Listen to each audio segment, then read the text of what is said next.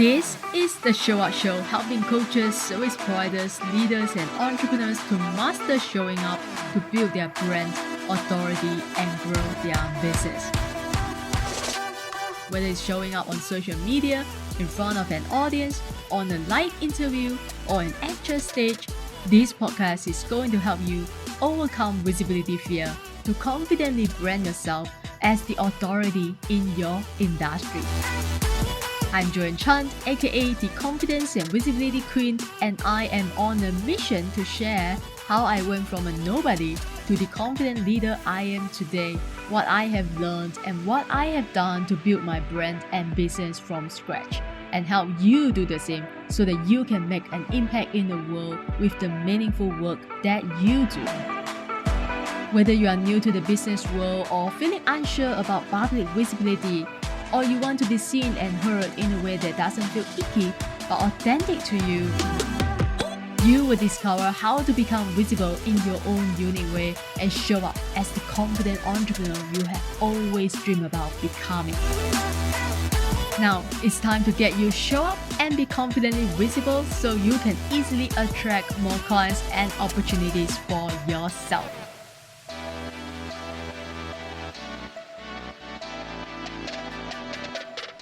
You can get general content marketing advice anywhere, but communication is the key to modern marketing success.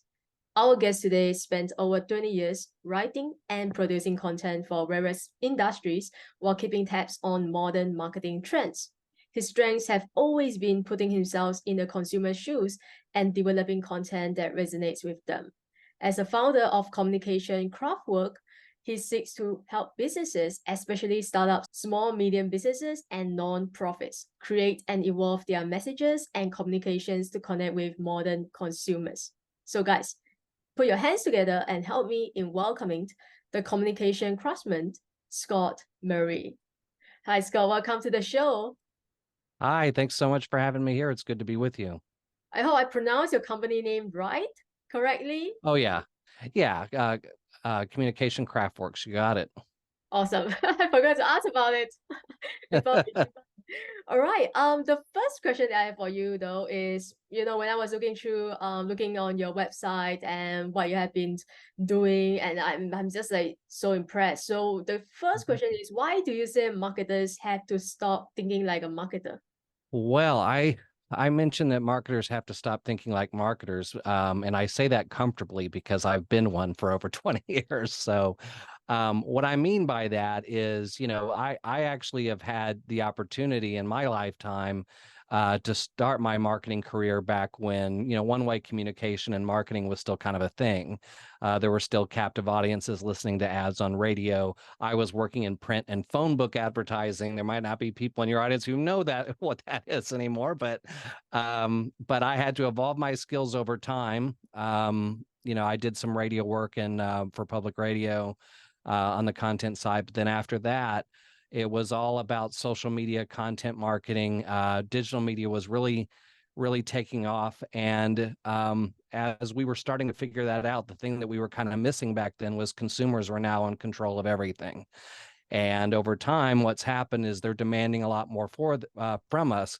And that includes two-way conversations and two-way connections and meaningful connections with them, not just saying, hey, look at this. This is great. You need this, because that's not going to resonate with people anymore. And, when you look at the fundamental definition of marketing, the word sell is there, promote is there, and we just can't think that way anymore. So I always tell people, think more like a sparketer, which is about, connecting with that consumer, sparking a relationship, sparking engagement, sparking action. And that's the kind of stuff that you got to do today to make it work. That's what they're looking for. And if they don't get it from you, they'll go find it somewhere else. Right. Because you are a communication craftsman. What does communication have to do with marketing, and why is it so vital today? That's a great question. The thing, it's tough because, a lot of times it's easy to kind of default to think of communication being what we're doing right now. And that counts. It does count. But what I'm talking about is everything in content involves a message. Everything. because we just got done talking about what consumers want, and because they're bombarded on a regular basis with people that are still promoting at them, selling at them, or worse, they're making it look like that they have their best interest, and clickbait shows them, oh no, we were fooled, it's not actually for us. So they're going to read something and interpret things based on those experiences. If they see something that looks promotional, they may go, oh gosh, there they go again, that's not what I need right now. Or they'll see something, and based on what the content is conveying, maybe it's video, maybe it's an image, maybe it's copy, they're still going to read that, interpret it, and make a judgment based on what they think that means.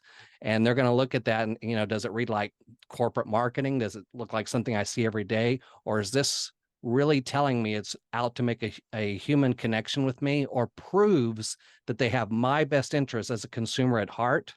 And all content, no matter what it is conveying some sort of message, communication style message or focused message that they're going to interpret and react to. And we have to be aware of everything that we're doing and what it conveys to the audience, and whether it resonates or whether it turns them away. Right. So how do we do that? I mean, how? Because I'm sure people are listening to this, they will be like, okay, I know that is great, because I'm also tired of being sold to, right? Because we are Sure. also consumers, right? We are not just the marketers. So could you share with us maybe some of your framework or your key strategies in order to craft messages or creating content that really resonate with people and create meaningful connections? Yeah, I mean, we could do a whole show on that. I don't mind. Especially, especially if we start incorporating different industries. And that's why I talk about it being something that you craft, because I can go over some general things, but there's going to be a lot of customization depending on your audience, what platforms you're using, what content you're using, what your industry is involved, how much competition you have, is going to play a big role in it. But, really it comes back, let's just say start from the very beginning and start rethinking about what you're trying to do as a marketer. Because one of the funniest things that we do as marketers is we'll go to work and we'll have that marketing brain on, and we'll create content that if we go home and turn the marketing brain off and sit in front of our computer, we wouldn't look at or engage with or pay any attention to the very thing that we just created when we were marketing. Right. So I would say the best thing you can do is really get to know your consumers, get to know what they want, create opportunities to engage with them and learn about exactly what they're looking for. Because there's stories all over the place too about brands that think they know what the consumers want, and they develop all their marketing around this is what you need. And the consumer's not looking at it that way because it's not connecting with what they're really looking for. So if you can find those ways to get into their shoes and say, okay, if I'm this person and I read this or I see this, what does that do for me? Would I click on this? Would I care about this? Or would I think this is just someone trying to sell me on something? So really, that's one of the first things we can do. And, really look at what your competition's doing, because in all likelihood, especially if you're a small business that might be in kind of a competitive field, there could be a lot of people in your space that are still doing the old promotional stuff. And if you start finding ways to communicate with your consumers in ways that sound a little more like we're here to help you, we're human here at our business, you're going to start being able to elevate your business in that space a lot more than if you're just trying to outdo them or do it better on the content front. So that's why it's about humanization, because we all can look into the psychology of human beings as far back as we want to go, and a lot of those rules apply when it comes to what enchants an audience, what engages them, and when the brain wants to engage, and when our emotions are engaged in a decision whether or not we're going to purchase something. Right. So how do we sell something or attract customers if we are not really selling or marketing our product or services? Or is it about creating for me, I would think about storytelling, because story is what grabs attention and Sure. what establish the trust and the connections. So then of course I will tie it back to the offer that I am offering, or the product that I'm selling. So is that what you're saying, like creating telling a story and then tie it back to your business? Yeah, I just want to make sure that I understand it right. Yeah, I mean the challenge, we have so many challenges right now because we're learning that things like attribution software and old SEO strategies aren't serving us like they used to. Because attribution software, for example, will be telling us that people are finding us and engaging us through this, and they're missing all these other things, like, like podcasts and networking and social media and things like that. We have so many things that we're working against, but on top of it all, it's a lot harder to predict where people are in their journeys. And a lot of it has to do with what are we doing in the meantime. We are used to being in kind of that mindset that every piece of content we put out has that opportunity to close or has that opportunity to sell, when really we need to be thinking more about a long-term relationship. And long-term, by the way, might be a month, it might be a year. I talked with someone the other day that is actually in marketing, and he was talking about how there was this company that always said, really connected with him through email marketing. And it went over several months and he was never ready to buy. But then when he reached that point, he thought of them on his own. And it was because there was so much value given to him over time. They were always providing him insights on things that they knew he would be interested in. They were always providing things that were clearly meant to put value in that email and not just try to get him to click on something. And he even said there was a competitor he thought about, but he literally thought, these guys have been providing me all this great stuff. I immediately thought of them. They've been giving me all this value over time. They're exactly where I'm going to go. And that's really kind of the key today. Is I think, it's kind of like podcasting, and I know you've had a lot of great podcasting experiences. Sometimes, when you launch a podcast, you want to think, well, there's millions of people on the internet, so when I put this out there, I'm going to have probably at least 400,000 listeners in my first go. And then you realize it doesn't work that way. But at the same time, you can't get them all in one day. But over time, you continue to provide that value, that consistent offering of content that is designed to provide value to them. Then they become subscribers, and then they tell their friends and family about it, and it grows from there. So there's a lot of experimentation there, but we've got to try it in order for it to work. There's a lot of great books out there too that tell people how to connect with consumers depending on their industry or platform or strategy. Right. So I think the key is about understanding what the consumers really want, like what your audience really want from you, not what you want them to, not what you want to sell them, but what they really want to buy from you, right? So Yeah. what would you say is the best way to do research, or what are some of the research methods or tools or software that you recommend my listeners use to identify their consumers' preferences or behaviors? Is there any tools that you recommend?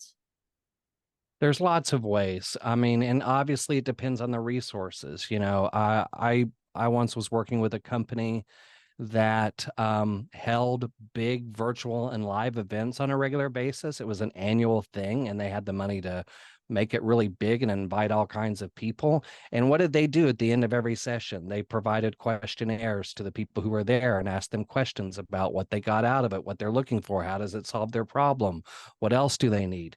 There's a lot of great content there just based on what people were saying in those surveys. There's a way to do that on emails. The book I was just involved in, The Most Amazing Marketing Book Ever, actually has a really good chapter on it about market research and the different ways you can conduct that so you can learn about your consumers. But then you also have things that you just know people, that those attitudes and behaviors that most people have, including not wanting to be sold when they're on social media. There's also social listening tools, where you can find out exactly what people are saying about your company and how they're saying it. So there's a lot of different options out there. But then there's just also some really good insights from people like Mark Schaefer and Marcus Sheridan and Guy Kawasaki, and who've been writing about these things. Oh, and Nancy Harhut. Nancy Harhut just wrote a book on behavioral science and marketing. All those people can give you really good roadmaps on what's happening out there, and then you've just got to figure out a way to kind of curate that to your audience. But there's all kinds of ways to do that. If you're engaging with people on social media, ask questions; they'll give you answers, and that can also help you learn exactly what people are wanting. Also, if you're sharing stuff on social media and they're not engaging, that might mean that's not what they want. so so there are some kind of indirect ways you can learn about those things too. Yeah, I think asking questions is the best way, I would say, because you just have to ask your audience or ask your followers. You can do your story and ask them, hey, what is your biggest struggle inside your niche, right? Or you can just ask them, because so many times, so often, I feel like a lot of people, they are like struggling with creating content or marketing, and they don't know what to post or what to talk about. I just ask them, like, what do you want me to talk about today, right? There's also a lot of brands that are figuring out how to really develop a community marketing strategy, which is going to be a big thing in the next several years, where you literally are finding ways to invite your customers and the people who are interested in you to come into forums and come into these places where everybody can engage and share insights and thoughts and conversations. And really, you want to talk next level. The other thing that's happening in some of those communities is if you've got a product or a service, especially a product, some of those communities are having success because they ask the consumer or they ask their loyal customer, help us make this product, help us make this next thing. What would you like to see, and how would you like to see it released? And literally, the consumers are part of the brand at that point in time, which is kind of a cool thing if you can elevate it to that level. Yeah, and I think it's all about, yeah, and then it ties back to your expertise, which is to humanize social media marketing, right? Because it's all about, I believe right now we are in with AI and things like that. We are in COVID pandemic. We are more isolated than ever, Yeah. right?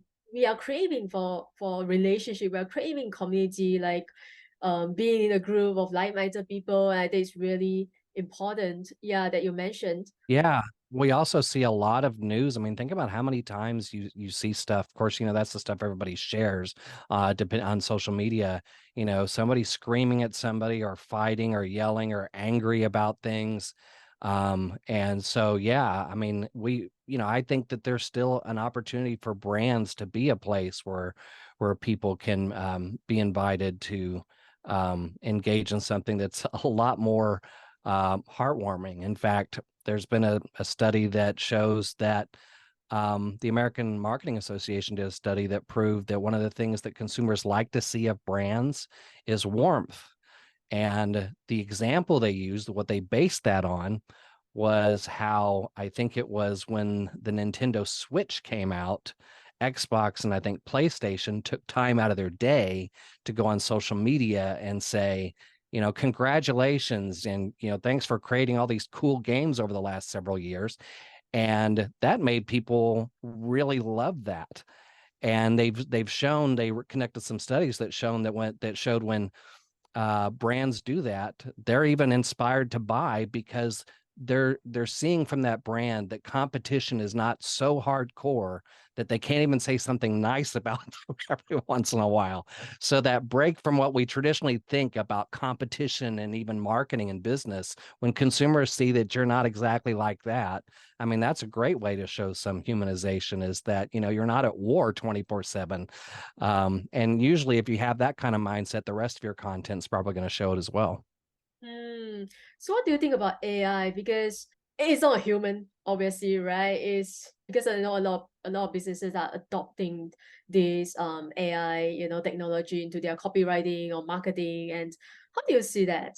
Uh, there are pros and cons as with anything. It's kind of like when social media came out and the tool came out that said, "Hey, you don't have to be on it 24/7. You can just automate the whole thing." Yep. Well, there's advantages to that, but the problem is if your social media feed looks like nothing more than a rotating promotional billboard, what's the point of having it? Because we already know that's not what consumers want.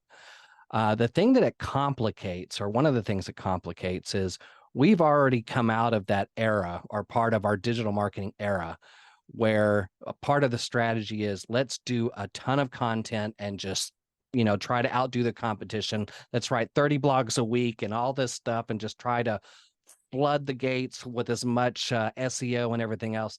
It's just next to impossible now. And AI is going to complicate that because, as you said, people are just going to use AI to flood Yeah. that space with more content that they didn't even write. So I think AI has, if you know how to use it and you realize, depending on the platform, the limitations that it can have, I think it can provide some additional context in like blogs and other types of descriptions on your site. Maybe it helps you kind of frame it a little more effectively, or puts it in a context that's better, or fills some gaps. But I still think that human beings are going to be the ones that still need to be able to even take what it gives us and humanize it, put our voice on it, our brand's voice on it.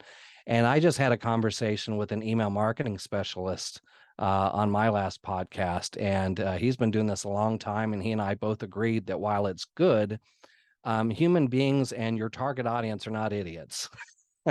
you know they're going to know the difference, and it's just like, now we've talked about at the beginning how they've been bombarded with so much sales stuff and so much clickbait that they make instant judgments. Is that clickbait? I bet that's clickbait. They already are cynical about these things. There's going to be AI talk too, and the next thing consumers are going to be thinking is, that looks like AI to me. So they're not really interested in connecting with me on a human basis, so I'm going to ignore that and go find someone who talks like I do. And that is a thing that's actually been a big part of the research, as more of the big researchers out there have found that that's one of the key things people want when they talk about humanization of content, like on social.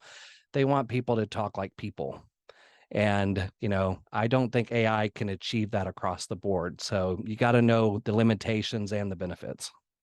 Yeah, it's so true, because it just reminds me of a post that I've seen recently. It's actually from one of my friends, and he posted something, and I could immediately spot that it's from Yeah. ChatGPT, Yeah. because I just could, yeah, there's no way you can fool me around. I can tell that. So yeah, you're right. We are not idiot, right? We That's know. right. It just sounds so robotic, and it's strange, some of the language and some of the words.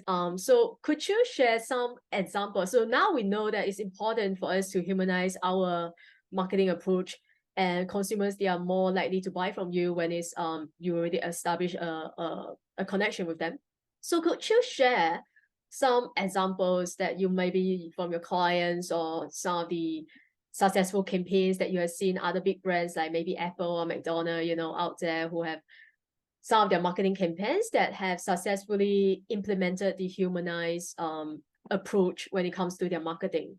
You know, this was several years ago, but I still think it's relevant. Mhm. So, before I got my master's degree in professional communication in a lot of the marketing areas, I was taking some certification, content marketing certification, social media marketing certification courses through Coursera.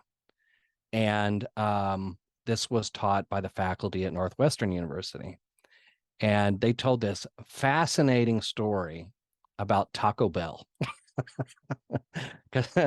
And it was talking about how Taco Bell figured out, and at least for their industry, how to humanize their social media feed, because they were basically getting pummeled by other fast food brands on, Twitter and Facebook, back at this point in time. But they were doing what everybody was doing. They were basically taking what they were doing on TV and print, or digital ads, and putting it on social media. So it was a billboard and nothing was happening. And then somebody had it in their head that, you know what, who really likes us?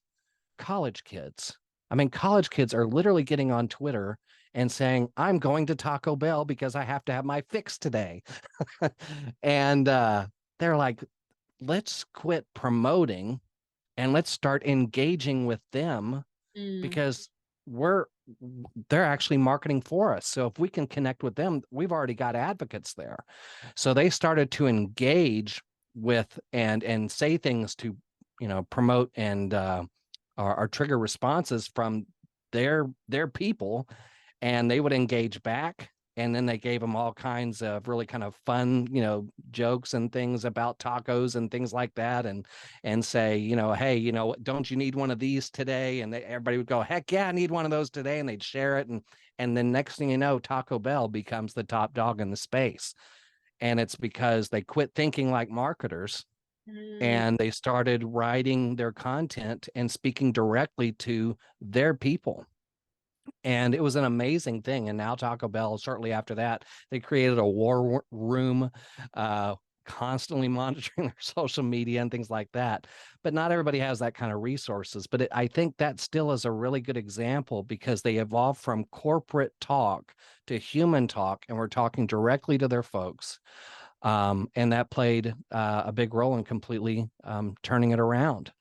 It really does make a difference. I had a client reach out to me not long ago and ask me the question you just asked. They didn't need a full, weekend consultation. They just wanted to go, look at these 4 social media posts that I have. We're promoting this online degree program. It was for a degree at a university.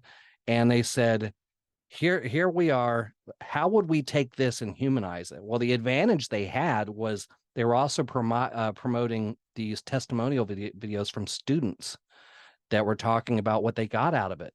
And I mean, there was a gold mine of stuff like that to speak the potential students' language about, can I afford this? Is it worth it? Can I take it on the road? I mean, one of them was literally about a guy who took it on the road, but the copy had nothing to do with that. The copy was like, your typical, you could probably guess what half of it was. It was like, elevate your career with our great online degree programs.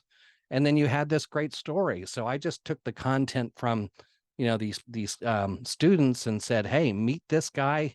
He had this challenge and here's what was going on, and listen to him. Or, if you were to take all the benefits that we can provide you through our degree program, like this guy, and put it in a bag, it'd be a heavy bag, but fortunately you don't have to carry all that with you. You just have it right here on your laptop to get your degree. And it spoke a completely different language. And to their credit, after I changed those, they were like, okay, we got it. And they just took it and ran. That's all they needed. So it's just a matter of changing how you say things. And there's ways, I mean, like I said, we could spend a lot of time talking about how to do that in blogs and on your website and things like that. But those are 2 pretty good examples of getting out of that corporate marketing Mm. mindset and going towards humanization. I will ask you this, though. Did you see that story a few years ago about ocean spray and the guy whose truck broke down on the side of the road, and he was trying to get to work? And so what he just decided to do was get on a skateboard and take his phone and record himself going down a hill on a skateboard and drinking ocean spray while listening to Fleetwood Mac. Did you see that guy? Okay, so Remember. that guy went, yeah, that guy went viral and got a new truck. Ocean spray sales went through the roof. And that was just a guy doing, something fun that a human being would do. The question becomes, can you imagine a corporate marketing meeting at Ocean Spray where they go, hey, I got this idea. How about we film this guy going down a busy freeway on a skateboard listening to Fleetwood Mac? Wouldn't go for it in a million years. That wouldn't sell in a million years, but it shows you how that human element made a world of difference when we started thinking outside of that corporate marketing typical mindset that we have. Well, and I'm sure that it's not easily achievable by ourselves. We need a team or people like you, professional who has been there and done that, who knows the in and out of marketing and communication. So Mhm. what is the one action that my listeners, after listening to this entire episode, they might, I'm sure they are learning a lot, something new to many of my listeners. So what is really one action they can take right now, maybe or tomorrow when they start marketing themselves on social media? What is one action they can take to really implement what we just talked about here today? Yeah, I think I mean I would say maybe kind of a 2-part thing. I think do some research on consumer behavior because consumers are changing the rules of marketing, you know, um, in ways that if we stick to how we worry about the competition and other things sometimes, it's going to stop us from connecting with the consumer. The other thing is, I actually have been working on a whole list of terms like marketing just to change our mindset. I talked about, changing the word marketing. I think there's other words in our marketing terminology we could change. Very much like, those motivational speakers, Tony Robbins and those guys. That's one of their key strategies for helping people out, is to make them not think this way or think about these words, but think about this to make a better difference. Marketers can do the same thing, because we got to get away from promotion and selling. So maybe we don't call it marketing, maybe we call it sparketing. Conversion is kind of a negative word in of itself. There's probably something better we can come up with that sounds a little more humanistic. So finding ways to evolve your own marketing department, especially if you can do a competitive analysis in your space. And if your competition is still doing the old stuff, jump on it. Be that first company in your space to evolve, because by the time your competition figures it out, they're going to be too far behind because you're already beginning to build the relationships that they're too late in building. So consumer research, evolve, and start testing some things out, because it's going to work, because it's already been demonstrated that that's the way it goes today. Consumers want this, and we've got to meet them there. So just don't be afraid to think outside the box, and don't be afraid to look at what you're doing as humanistic value and relationship building in what you're doing. Prove to them you're really in it to help them out. Well, I must say this episode has been so useful, even for me myself, how I approach my marketing now, and even my podcast, yeah. So thank you so much for taking your time out to join us today. How can people, where they can find you online, or if they want to work with you, where can I send people to you? My website is scottmurrayonline.com. That's Murray.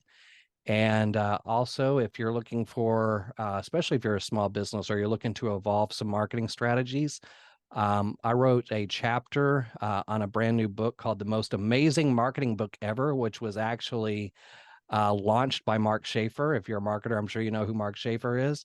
But he got 35 of us in his network to write chapters in the book, and they're all written the exact same way. They all have 10 takeaways a piece. So you're getting like 360 pieces of advice out of this one book, and it covers everything under the sun when it comes to marketing. And my chapter is chapter 4, which is all about how consumer behavior is changing marketing. So I highly recommend The Most Amazing Marketing Book Ever. And I mentioned checking out some things that consumers are doing. I list 10 examples in my chapter about how consumers are changing marketing to help people understand where the consumer is, so they can start building their strategies and their tactics around that. Beautiful. I love it. I love the name of the book. The Most Amazing Marketing Book Ever. I know, we were all thinking about it, and we were just like, gosh, what do you call a book that's, this has never been done before? I mean, even the audiobook is voiced by all the different authors, and they're from different countries and different places in the world. I mean, it's just, even Amazon, I don't think has had anything like that. So we're like, what do we call this? And I think someone almost half jokingly said, what if it's just called The Most Amazing Marketing Book Ever? And we're like, that sounds kind of good. So that's what it is. I think it works. Yeah, sometimes you don't have to complicate things, like you say, right? That's right. So hard to come up with the best hook, the best title. You can just think about, okay, just be fun and be playful with it, right? I think that's the whole new marketing approach that we should the mindset that we have to change when it comes to marketing. Guys, I hope you learned a lot from today's episode from our guests, and on how to humanize your social media marketing. Go back and listen to it again and again and again. I'm taking a lot of notes. So if you have any question, just send us a message, or you can leave a comment below if you're watching this on YouTube, and we will for sure get back to you. Make sure you visit the show note below to find all the resources that we have for you today as well. And if you want to learn more about what I do and connect with me, follow me on Instagram at Joanne Chang Coaching for daily tips and insights. And remember to subscribe if you haven't subscribed yet, so you never miss another juicy episode. And until next time, keep showing up. Success doesn't show up for you until you show up and pursue your own success. Hi there, thanks for listening today, and I would love to meet you at our virtual dinner party. Once or twice a month, we come together as a community in a safe and empowering environment to help and support one another in our entrepreneurship journey. So what is a virtual dinner party? A VDP is not a networking event, it's not a teach event, and it's not a webinar where you don't get to talk.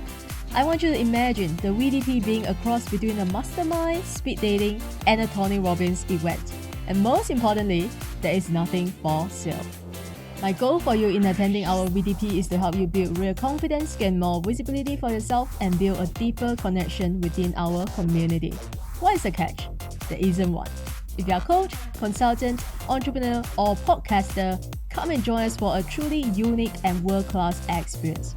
And there is a choice of dates and times for you to attend. To RSVP, just send me a DM on Facebook with the word VDP now.